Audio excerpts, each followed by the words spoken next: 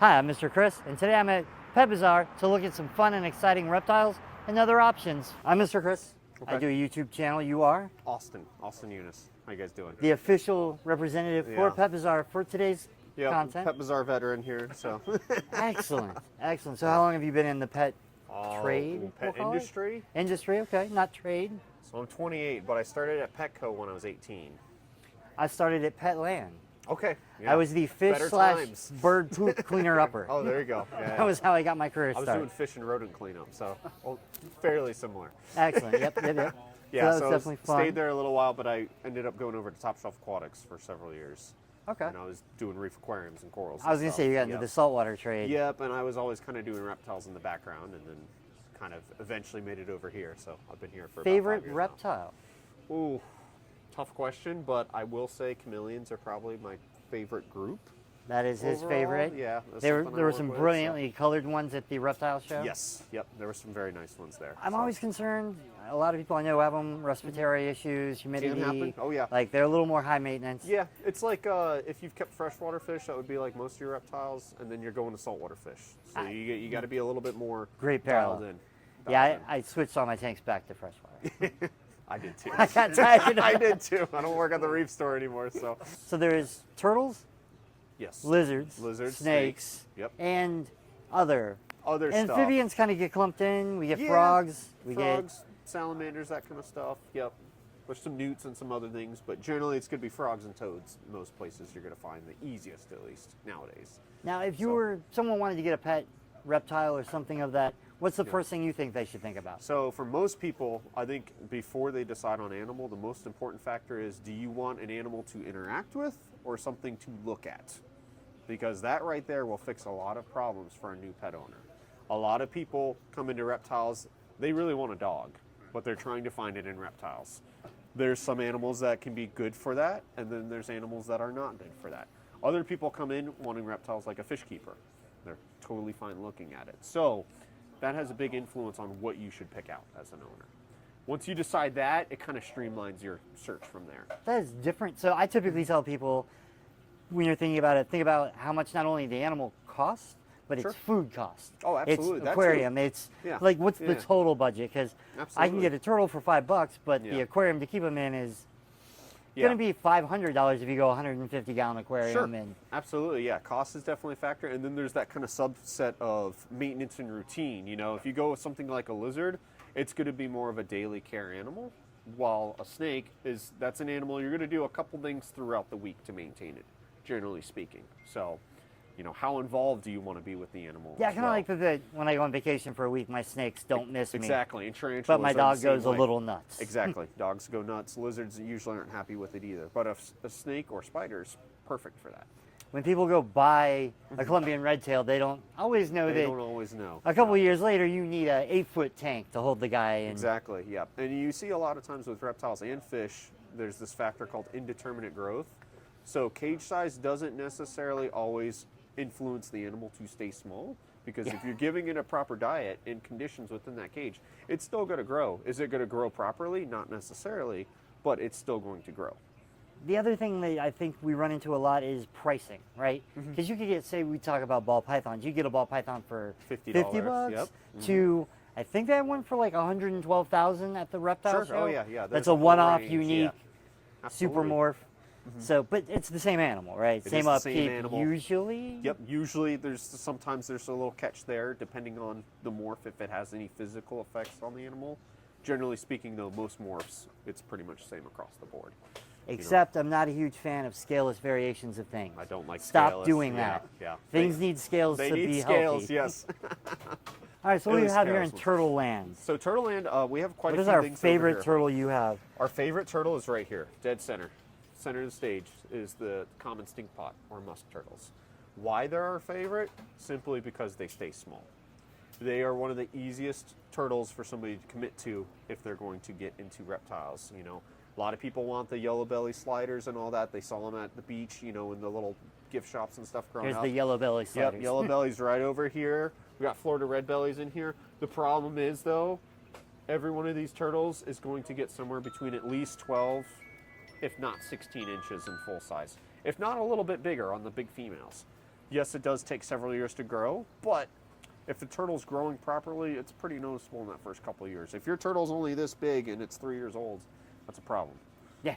You know? That one's not getting fed well. Yeah. Or lack of proper lighting too. Now, I saw you guys had an alligator snapping turtle the other day. Yeah, no alligators. Or you had a common snapping? Yeah, we saw common Okay. snappers. So alligator snapping turtles are protected, so you cannot own those or possess them in Florida, so you will never see one in a shop for sale. Everyone thinks they're alligators, but they just look similar. I want a fly river turtle, but Sure. I don't like their price tag right now. Right? we really love poison dart frogs here. Best display animals by far is poison dart frogs for most people. And they're So, not poisonous, not poisonous in captivity. Correct. That is correct.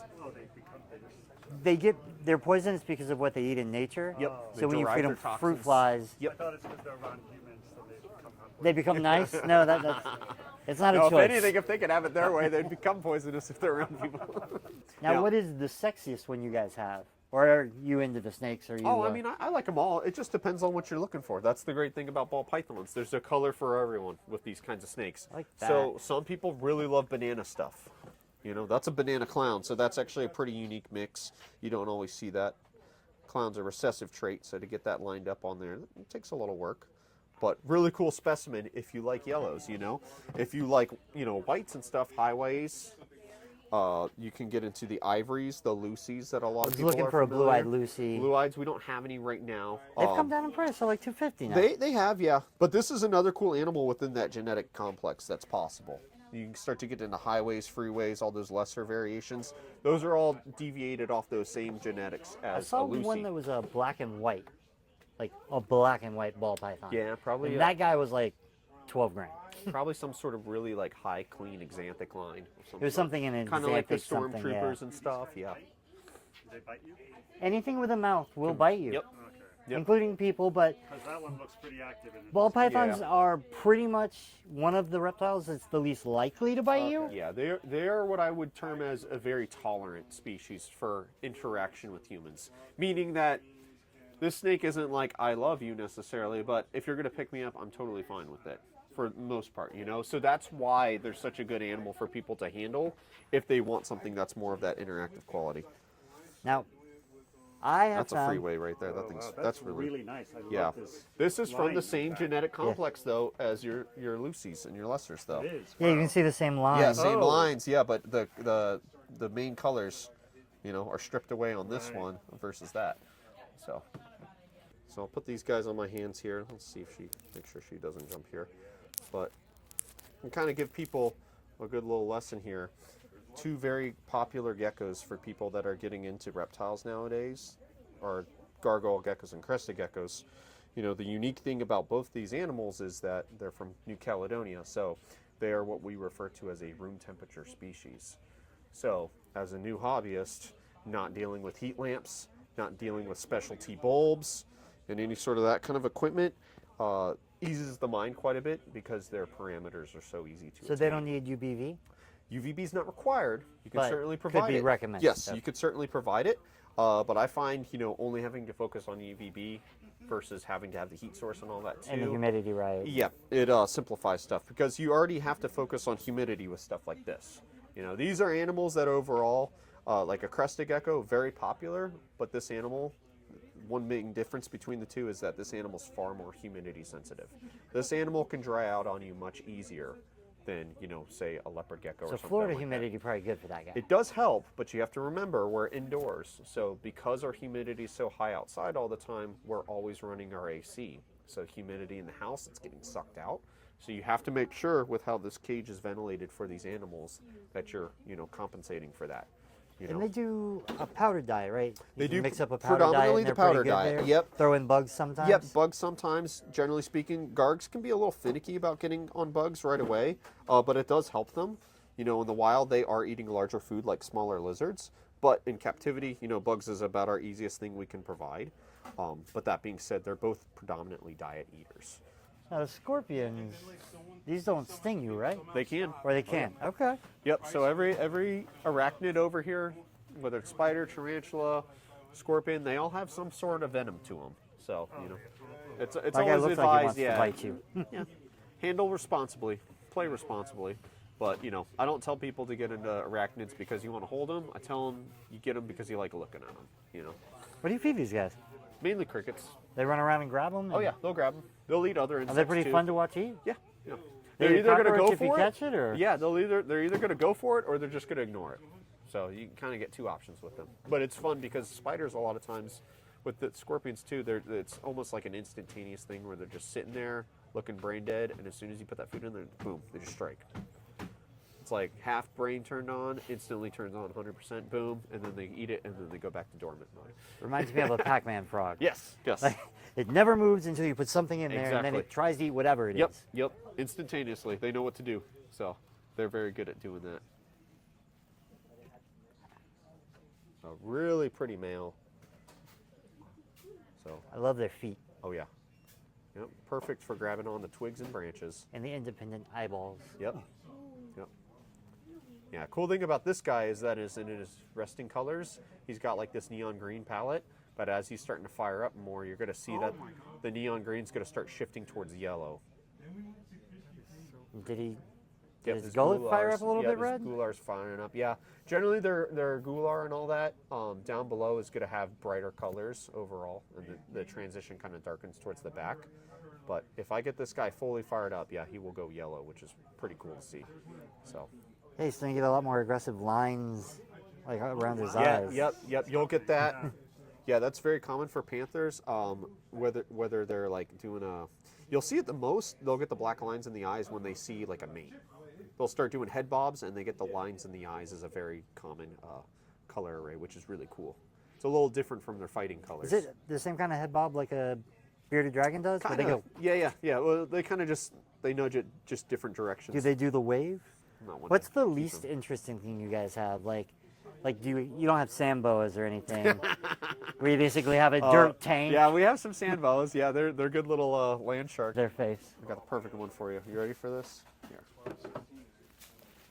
Oh my God, that's the face. Yeah. Derpy little thing. This is based off of what movie? This is Tremors. Tremors. Have you ever seen Tremors? Yeah, go watch Tremors before you get into sand boas, and then it'll all make sense. So yeah, if you get one of these, It looks you'll special. never see it. Oh, They just go under the sand, so you just have a tank with sand. Right. Except when you feed it, they pop up, eat, and then they go back down. right. Yep. So if you want a pet, but not really, sand boa is your Sand guy. boas. They are cute when they stick their nose out. Well, we're in the frog zone over here. We like to call it frog party room. Majority dart frogs, but we do have some other cool, like smaller terrarium species. You know, good candidates for our naturalistic terrarium. The milk toads are the big guys right The now? milk I'm hearing a frogs, lot yeah, about? we have some over there right now as well. Yeah, these are all predominantly dart frogs in these cages right now. What's your though. favorite one? Where are the blue ones?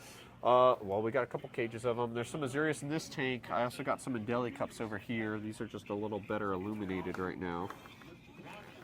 Let's see if I can Hiding. find one for you. Yeah. Yeah, Azurius dart frogs. There you go. He's out there. Right there. Still one of the most popular frogs for obvious reasons because it's, you know, a truly blue amphibian. So it's kind They of hard to get beat. a little bigger than that, but not too much, right? So that species right there gets about 2 inches. So you're looking about 4 times the size of this guy. This Okay. one's a little bit bigger, but he's still not full grown yet. So yeah, most dart frogs of like these larger species, they're about 2 to 2.5 inches in size. So they're still eating like pinhead crickets and fruit flies because they have small mouths, but they are pretty hardy at that point. And also incredibly long-lived. A lot of dart frogs will Oh. live 15 to 20 years. Oh, that's a yellow guy. Oh, you just ate a fly. Did you get it? We have enough people that breed these locally that they're able to bring them in for us all the time. We love it. So a huge advantage with that is if they're bred locally in your local water, that acclimation is usually going to be a help. lot Yep. smoother. Your odds Does of help. success are going to be better. Yep. If you're trying to get that knowledge and get started with your right animal, it helps to find a specialty store or a breeder to get that because they're also going to be your main support network too.